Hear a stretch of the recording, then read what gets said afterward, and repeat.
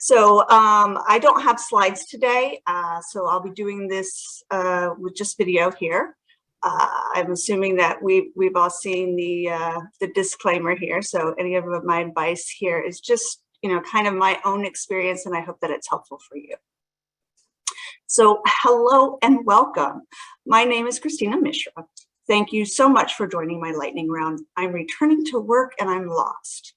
This session is a quick talk about the things I went through when I took almost a 3-year break and how I overcame some of the huge anxiety I had upon returning. A quick background about me: I've been a data professional for over 20 years. I've held titles such as data architect, DBA, consultant, developer, manager, engineer, and many more. I'm married to a wonderful man, and I have an amazing adult son, mischievous twin 8-year-olds, and 2 awesome grandchildren. My passion, I recently discovered, is constantly getting in over my head on some new project, because it just seems like every time I'm turned around, I'm doing something new and I love it and I'm obsessed, and then I move on to something else once that's done. I love getting in over my head, basically. So a little story about me. At the beginning of 2019, I realized I was burned out. I probably had not had a decent night's sleep in almost 5 years and ended up walking away from a 6-figure career with no plans except to take a break. I thought maybe 6 months. After a few months and a lot of consideration, I decided to go back to school to get my master's. The idea at the time was that after 1 or 2 semesters, I would return to work while continuing the 2-year professional program. COVID hit, and then my main job became being a teacher to my then 6-year-old twins for a 1.5 years, as well as completing my degree mostly late at night after they went to bed. My 6-month break turned into almost 3 years. Here's where I want to acknowledge that to be able to take almost 3-year break makes me very privileged. I have not always been in that position, and I am so keenly aware of how devastating any gap or loss of employment can be. I know what it's like to live paycheck to paycheck with people depending on you. The economic short-term and long-term effects on women as a result of the public health crisis cannot be overstated. COVID disproportionately has affected women in the workplace, even in the tech industry where many jobs can be done remotely. Women were more likely to have a higher burden of caregiver responsibilities, and we took on more of the increased unpaid workload caused by lockdowns. More of us had to leave the workforce during the height of the pandemic, and while men have collectively regained all the jobs they lost since 2020, women are still short by 1.8 million jobs. So in addition to other gaps women are more likely to have on their resume and in their pay, the COVID gap is added. COVID unemployment has affected women in a lifetime of ways that will be felt for decades and into many of our retirements. Gains we have previously made have been thrown back years. And what many of us face, regardless of income, is the stress that comes with returning to work when the landscape has changed, or when there is a gap, or really any time you have to start looking for new employment. For me, the idea of returning to work after so long started becoming exponentially overwhelming. Why was I so overwhelmed? Well, several things. One, I didn't know what jobs I should be applying for. My newly minted degree was in data, but I focused on learning something completely different than I had been doing in my career. So in that regard, I was senior in my old skill set, but not so much in my new one. I had no idea of which way to go. 2, I had a real fear of a loss of skill set. In my career, I've held titles that touched in so many different areas for SQL jobs that I didn't really feel like I was an expert in any one field. Add not working in them for a few years, my self-doubt and anxiety really increased. For the last 2 years, I focused on learning data science with R and Python, and that required a change in how I thought about data and processes. Plus, cloud technologies were becoming more a required skill set in job descriptions. My experience in cloud technologies was not where I wanted it to be. So I had to add that to the list of things I needed to update quickly, in addition to the SQL things that had just rolled out or become more mainstream since I had been working in them. 3, my gap. I didn't just have a COVID gap. I had a 2 years, 10 months, and counting gap. I also, for the first time, realized I may be newly facing an age bias problem. 49 years old with almost a 3-year work gap, and being a woman, according to the internet, I should just give up. And if I dared click on an article about any one of these things, the algorithm gods thought I should be flooded with more and more depressing news. 4, interview crisis. Most of the time I interview pretty well, but I have had a couple interviews in my life that were disastrous. One was due to a medical issue, and others really boiled down to anxiety giving me brain lock. Those memories came reeling back to me as I started looking at potential job options. And then lastly, 5, I was overwhelmed because my imposter syndrome was in full blast mode for me during this period. It's a problem I've dealt with forever, and now it was really throwing me into a panic. How did I overcome these things? Well, it was hard, but 1, I had to make a plan. As I mentioned, I have a broad range of experience, plus the added newer things from my degree. I didn't know what I wanted to be. People would ask, so what are you going to do now? And it's like, well, I haven't decided what I want to be when I grow up. So I had to hone in and make a plan, determine where I wanted to be in 5 years and what jobs could potentially get me there. 2, I had to find focus.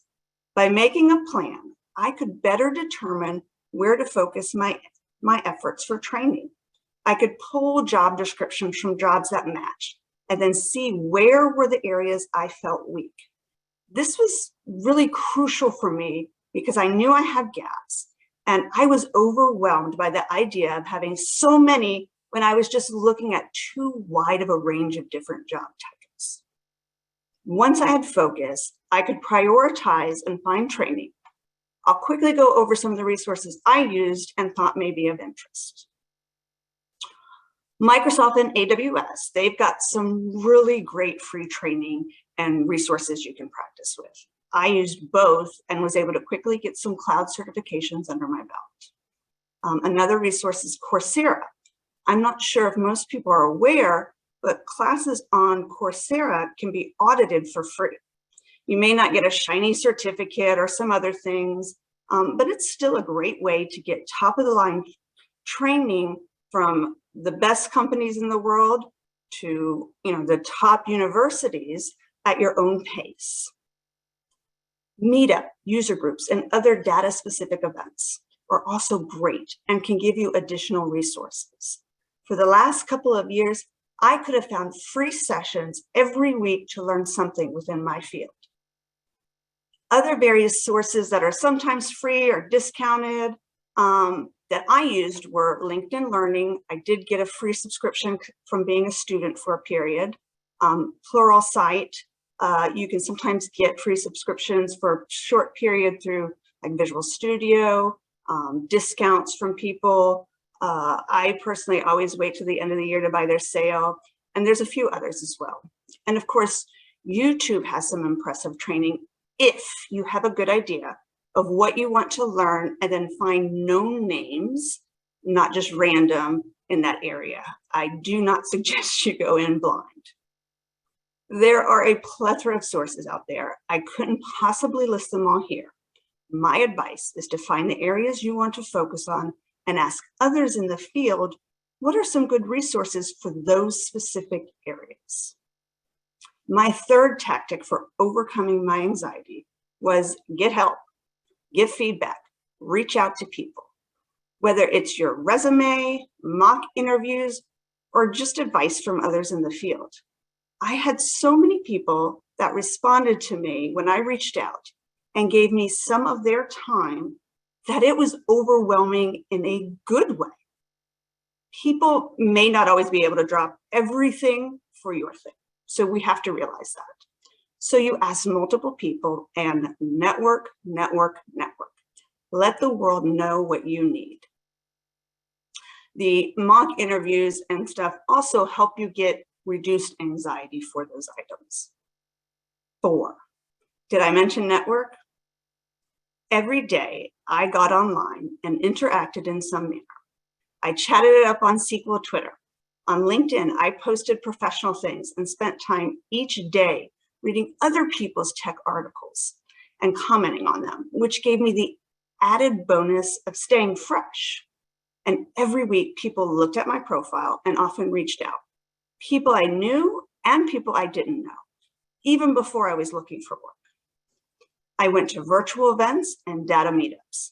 This gave me the dual benefit of learning new things and interacting with other people in the industry. In the end, many people reached out to me about opportunities. In fact, the company I ended up choosing found out about me from our own SQL family member, Pat Phelan, who's an organizer for multiple SQL Server groups. Not only did he get my foot in the door in a place that was a great fit, but I'm fairly certain he worked his magic behind the scenes to ensure a low anxiety interview for me, which, as you recall, was one of my other big issues. Having those connections is really vital. So even if you're introverted or neurodiverse like me, take the time to make those connections. I've met so many phenomenal people in our community by doing it. 5, I realized I might need to consider starting smaller to be able to grow. When I first started school, I thought, this is my immediate ticket to the next level. What I later realized was that for me, I needed to start back smaller in a place that I felt I could really grow without feeling that burnout that I mentioned at the beginning, while still accepting a position that could help get me to where I wanted to be in 5 years. There you have it. Those are the 5 big steps that helped me with my anxiety about returning to work. These steps, along with the usual recommendations for health, helped reduce anxiety and even helped my imposter syndrome. And when we talk about those regular things for health, always getting good sleep, exercise, meditation for me was helpful, just a few minutes a day. All those, getting good night's sleep, all those things are super important. And by the way, I finally did get that good night's sleep, and that was pretty big on my list. So closing it all out, I'd like to mention one more thing that won't get you a job, but I hope you'll consider it anyway. No matter where you are in the process, lift others up, pay it forward, pay it backward, pay it wherever you can. That doesn't mean you can lift every person all the time. That would be a full-time job in and of itself. But think about the benefits you are giving others when you help them succeed. So thank you for giving me your time today, and I hope that I've given you some helpful information along the way.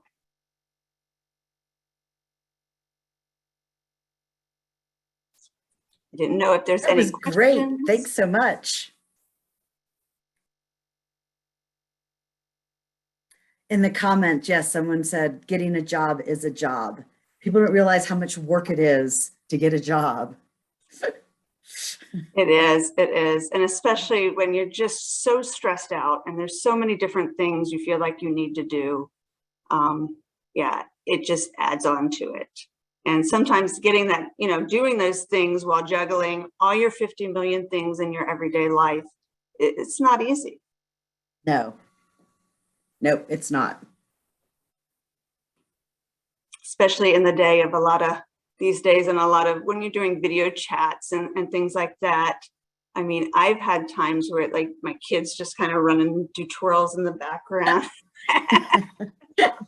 But You're like, Finding no, something no. finding something to go back to school to isn't easy either. Personal experience, it's and it's yeah, it's really it's hard. not. And I'll tell you what, that was it was a good thing that I had taken that break, because I really had to, I have a whole journal full of things where I said all these different things I wanted, and here are my potential schools, and what did it take to get into these schools, and what did I need, and what was the cost. You know, it's just, you have to manage a lot.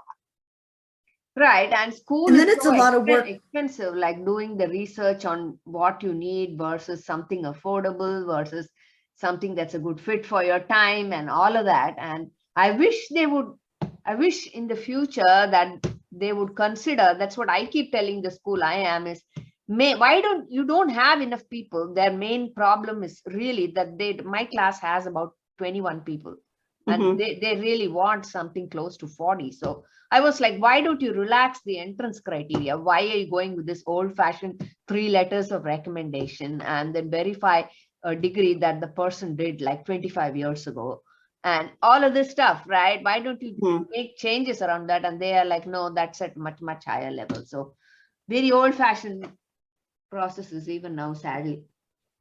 It is. And the schools have the dual problem of, yes, we need to recruit more, but we also want to make sure that we hold standards.